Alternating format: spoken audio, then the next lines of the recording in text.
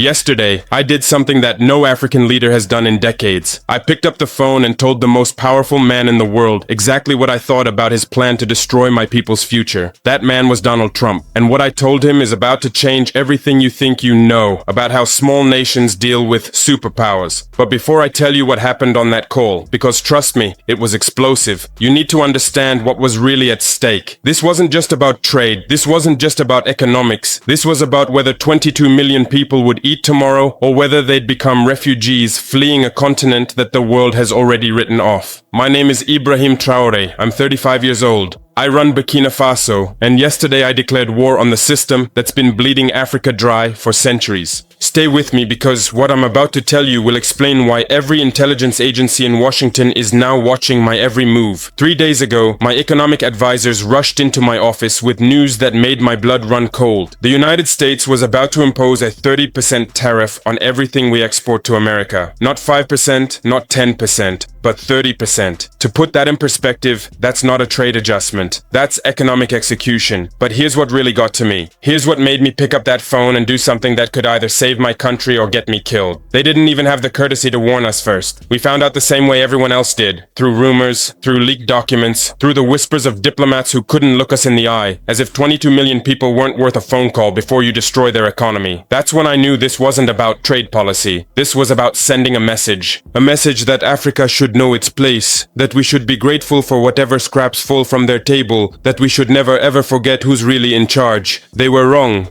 Let me tell you something about the phone call that's got Washington talking. Because what happened in those 23 minutes wasn't diplomacy, it was a reckoning. When Trump's voice came through that secure line, I could hear it immediately. The tone you use when you're talking to someone you don't consider an equal, the casual dismissal, the assumption that I'd called to beg. He started talking about America's economic interests, about protecting American jobs, about how these tariffs were necessary for America's future. I let him finish. Then I said something that I guarantee no American president has heard from an African leader in decades. I said, "Mr. President, let me tell you about my economic interests." The line went quiet, and that's when I told him exactly what his 30% tariff would do to my people. But here's the part that really got his attention. Here's the part that made him realize he wasn't dealing with the kind of African leader he was used to. I told him about Sarah. Sarah is 23 years old. She works in a textile factory in Ouagadougou. She supports her mother, her 2 younger brothers, and her own infant daughter. On the wages, she makes sewing clothes that get shipped to American stores.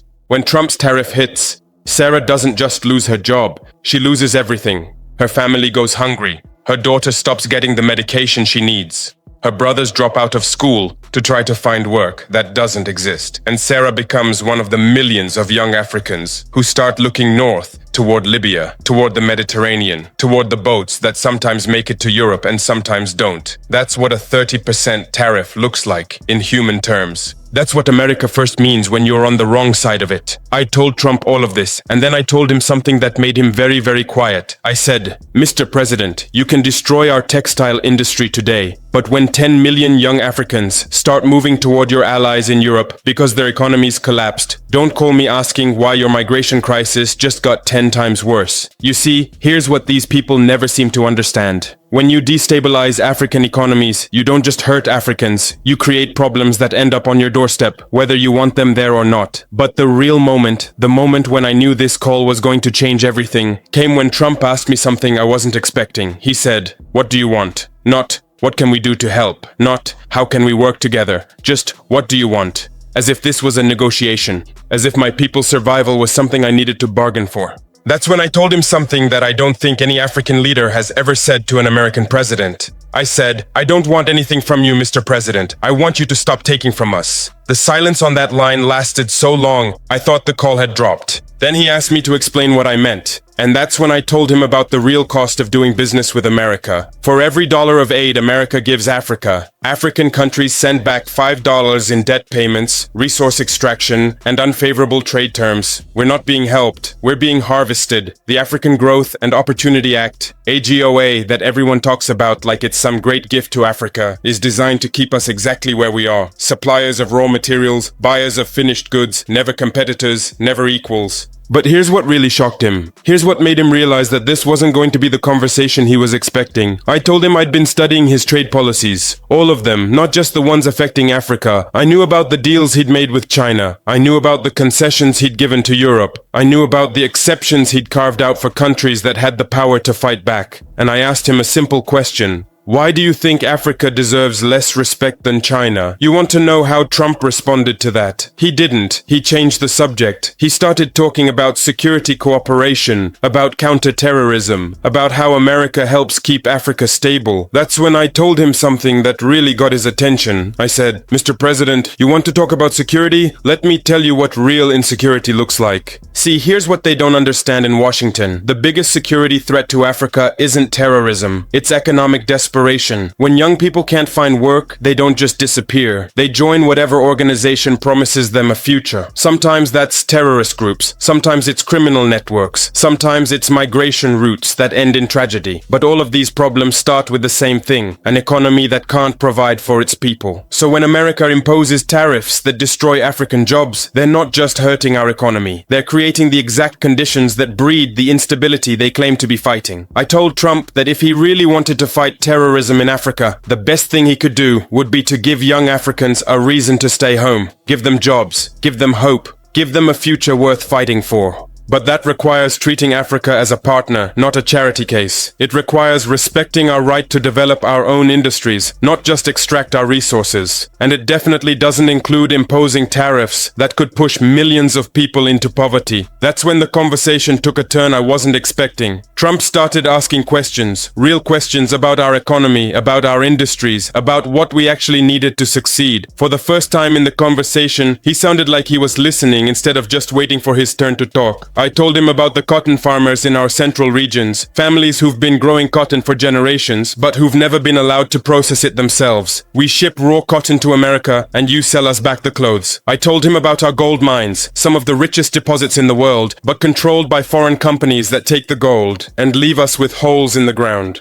I told him about our young people, the most educated generation in our history, but forced to migrate to Europe because there are no opportunities at home. And I told him the truth that no one in Washington wants to hear. Africa doesn't need charity. We need fairness. We need the right to add value to our own resources. We need trade agreements that benefit both sides, not just one. We need to be treated like partners, not like problems to be managed. That's when Trump said something that surprised me. He said, "What would a fair deal look like?" I wasn't ready for that question, because for so long, African leaders have been told to be grateful for whatever we get, to accept the deals we're offered, and not ask for more. But I've never been that kind of leader, and this was my chance to prove it. I told him that a fair deal would mean eliminating the tariffs that make it impossible for us to compete. It would mean allowing us to process our own resources instead of just exporting them raw. It would mean trade agreements that actually develop African economies instead of just extracting from them. And it would mean respecting our sovereignty. No more aid with strings attached. No more development programs that benefit American companies more than African people. No more treating us like children who can't be trusted to make our own decisions. Trump listened to all of this, and then he asked me a question that really caught me off guard. He said, "Why should I care about any of this?" Not the most diplomatic question, but I appreciated the honesty. I told him that he should care because the alternative is chaos. When African economies fail, the problems don't stay in Africa. They spread. The migration crisis that's tearing Europe apart started with economic collapse in countries that couldn't provide for their people.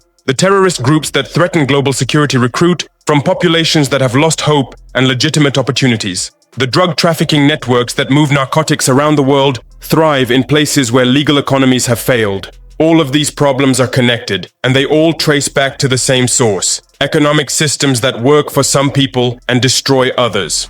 I told Trump that he could choose to be part of the solution, or he could watch the problems get worse. But he couldn't pretend that Africa's problems wouldn't eventually become America's problems. That's when the conversation really changed. Trump started talking about possibilities instead of limitations, about what Africa could become if we had fair access to global markets, about the opportunities that American businesses were missing by not treating Africa as a real partner. He even started asking about specific sectors where we could expand cooperation: agriculture, technology, manufacturing. For a few minutes, it almost felt like we were having the conversation that Africa and America should have been having for decades. But then reality set in. Trump told me that changing trade policy isn't simple, that there are interests in Washington that benefit from keeping Africa in its current position, that powerful people make money from the status quo and they don't give up that money easily. I told him I understood all of that, but I also told him something that I hope he remembers. I said, "Mr. President, I'm not asking you to be a hero. I'm asking you to be fair. And if you can't be fair, then don't expect us to keep pretending that unfairness is normal." That's when I made it clear that this wasn't just about Burkina Faso. This was about a principle that goes far beyond trade policy. I told him that Africa is done being patient. We're done waiting for the world to decide that we deserve respect. We're done accepting that other people get to determine our future. The days when African leaders would smile and nod while their people suffered are over. At least for me, at least for my country. I told him that if America wants to be our partner, we welcome that. But if America wants to be our master, then we have a problem. And I made it very clear that Burkina Faso is prepared to find other partners if necessary. Partners who treat us as equals. Partners who respect our right to develop our own economy on our own terms. That's when Trump asked me the question that really showed he was starting to understand what this conversation was really about. He said, "What happens if we can't find a solution?" I told him the truth. If America goes ahead with these tariffs, we'll survive. It won't be easy, but we'll survive. We've survived worse. But the relationship between America and Africa will change forever, because we'll know that when it mattered, when African people needed fairness, America chose profit instead. And that knowledge will shape every decision we make going forward. Every trade agreement, every security cooperation, every diplomatic initiative. Africa will remember who stood with us when we needed partners and who treated us like disposable assets. I told Trump that this moment was bigger than trade policy. It was about whether America wants to be remembered as a country that helped Africa rise, or as a country that tried to keep Africa down. The choice was his. That's when he said something that gave me hope. He said, "Let me look into this. Give me some time to see what's possible." It wasn't a promise. It wasn't a commitment, but it was more than I've gotten from most American leaders. And it was proof that when you speak to power with strength instead of weakness, sometimes power actually listens. But here's what I want you to understand about this conversation. It wasn't really about Trump, and it wasn't really about tariffs. It was about Africa finally saying enough. Enough of being treated like a junior partner in our own development. Enough of watching our resources leave while our people stay poor. Enough of being told to be grateful for scraps while others feast on our wealth. For too long, African leaders have been afraid to speak truth to power. Afraid that if we push too hard, we'll lose what little we have. But fear has never built anything worth having, and respect has never been given to those who won't demand it. I'm not afraid of American power. I respect it, but I'm not afraid of it, because I know something that I think America sometimes forgets. Power without legitimacy is just force, and force without consent eventually fails.